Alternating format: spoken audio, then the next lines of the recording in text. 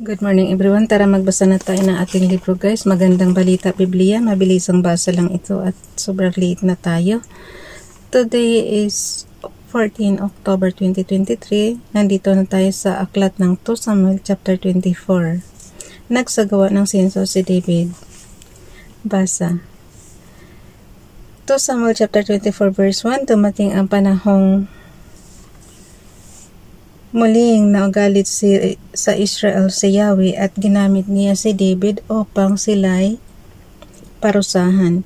Sinabi niya, lumakad ka at bilangin mo ang mga taga-Israel at mga taga-Juda.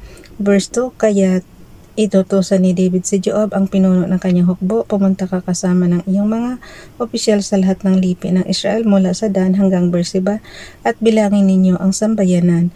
Gusto kong malaman kung gaano sila karami. Verse 3, sumagot si Joab, sana'y loobin ni Yahweh na paramihin ng 100 ulit ang bilang ng sambayanan at sana'y makita ninyo ang katuparan nito. Ngunit bakit gusto pa ninyong malaman ang bagay na ito? Verse 4, ngunit ay giniit ni David ang kanyang utos kaya't lumakad sila upang isagawa ang pagbilang sa sambayan ng Israel. Verse 5, tumawid sila ng Jordan at nagsimula sila sa Aroer tuloy sa lungsod sa gitna ng kapatagan patungong Gad hanggang sa Jazer. Verse 6, pagkatapos tumuloy sila sa Gilead at sa Kadis sa lupain ng mga Hiteo at nagtuloy hanggang sa Dan. Mula rooy, nagpunta sila sa Sidon at nagpatuloy. Verse 7, hanggang sa makarating sila sa may pader na lungsod ng Tiro. Nilipot nila ang lahat ng bayan ng mga Hivita at Kananeo at nagtapos sila sa Beersheba sa katimugan ng Juda. Verse 8, nagbalik sila sa Jerusalem pagkatapos na malibot nila ang buong lupain sa araw ng 9 na buwan at 20 araw. Ang tagal malibot ng ng buong Israel. Inabot sila ng verse 8 ulitin ko.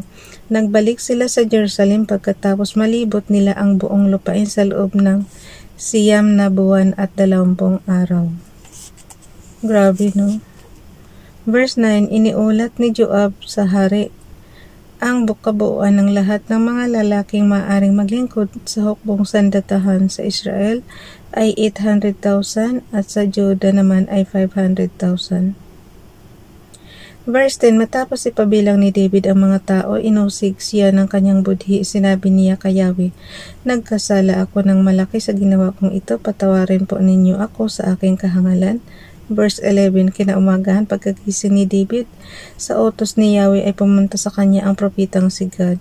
Sinabi nito kay David, verse 12, ito po ang ipinapasabi sa inyo ni Yahweh, mamili ka kung alin sa 3 parusang ito ang gusto mong gawin ko sa iyo.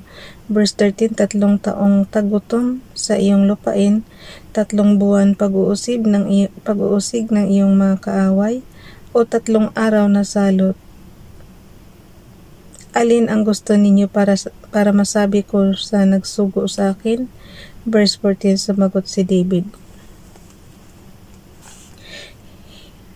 hirap na hirap ang aking kalooban sa nangyaring ito, sapagkat mahabagin si Yahweh ang piliin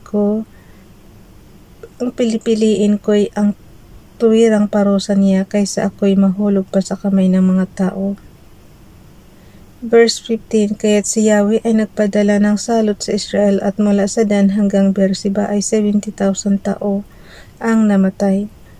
Nangyari ito mula ng umagang iyon hanggang sa itinakdang panahon. So yung salot guys is 3 araw, diba? Okay na yan kaysa naman yung 3 taong tagutom tapos 3 buwang pag-uusig ng iyong mga kaaway. Huwag tayo mag-comment ngayon sa kasi merong war ngayon sa Palestine tsaka sa Israel. So bayaan na natin, magbasa lang tayo dito sa kanilang history. Okay. Bawal mo na magkomento.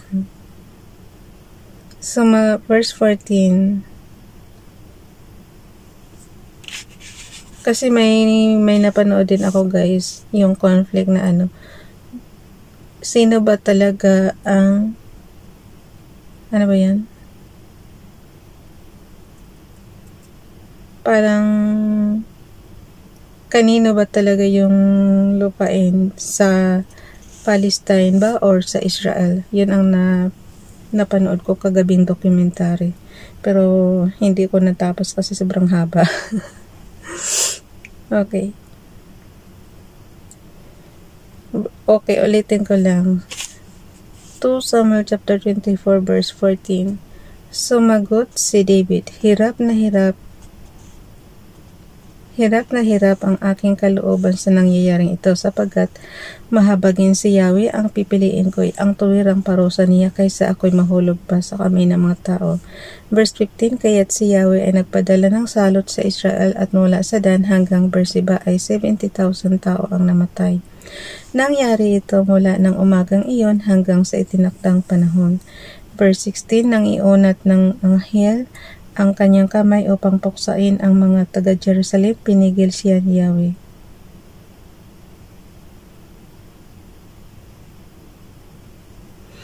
Nagbago ang pasya nito at sinabi, tama na, huwag mo nang ituloy. Ang anghel ni Yahweh ay nakatayo noon sa giikan ni Arauna, isang Jebuseo.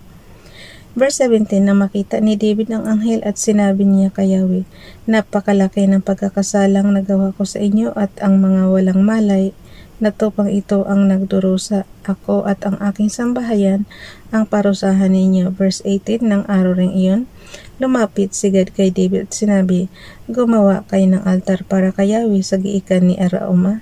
Verse 19, sinunod ni David ang utos ni Yahweh. Ng verse 20, nang makita ni Arauna na dumarating ang hari kasama ang kanyang mga lingkod, sumalubong siya at nagpatira pa sa harapan niyon. Verse 21, ano po kaya ang inyong pakay, kamahalan, at dumalaw sa inyong abang lingkod?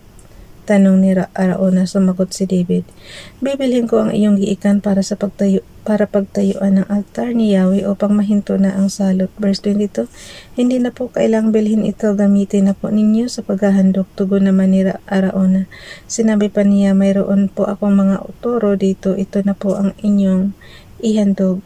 Ang kariton po namang ito at ang pamatok ay gawin na ninyong panggatong. Verse 23, nang maibigay niya ang lahat ng ito ay idinugtong pa niya. Maging kalugod-lugod nawa ang inyong handog kay Yahweh na inyong Diyos. Verse 24, ngunit sinabi ng hari, hindi maaari, babayarin kita sapagkat hindi ako maghahandog kay Yahweh ng anumang walang halaga sa akin. Kaya't binayaran ni David ang giikang iyon at ang toro sa halagang 50 pirasong pilak. Verse 25, gumawa nga siya ng altar at nagdala roon ng handog na susunugin at handog pang kapayapaan. Pinakinggan ni Yahweh ang panalangin ni David para sa bansa at tumigil na nga ang salot sa Israel. Bukas na kayo itong guys, ang unang aklat ng mga hari. Basahin ko lang sa inyo ang panimula ha. Kasi lagi kong sinasabi sa inyo na itong Biblia ay kasaysayan po ng Israel. Kasi yun ang laging headings dito. Tingnan, mabasahin ko lang sandali. Ang unang aklat ng mga hari, panimula. Sa unang aklat ng mga hari, ipinagpatuloy ang kasaysayan ng kaharian ng Israel na sinimulan sa mga aklat ni Samuel. Ang aklat na ito ay isang maingat na paglalahad at makatarungang paghatol sa mga kaganapan sa buhay ng Israel bilang isang kaharian. Ito ay may dalawang pangunahing bahagi. Ang unang bahagi ay naisulat bago o pagkatapos na mamatay si Josiah 609 BC at ang pangalawa naman ay noong kapanahonan ng pagkabihag. So yun. Bukas ko na basahin yung buong panimula guys. Basta lagi kong inuuna sa inyo is kasaysayan siya ng Israel. So ngayong may war ang Israel, baka kung siguro wala na tayo sa generation natin ngayon, baka doon idudugtong yung may war na naman kasi sila ngayon. So yun lang. Kaya hindi na natin pwedeng mag-opinion tayo kasi may kasalukuyang war, diba? Bye everyone. God bless.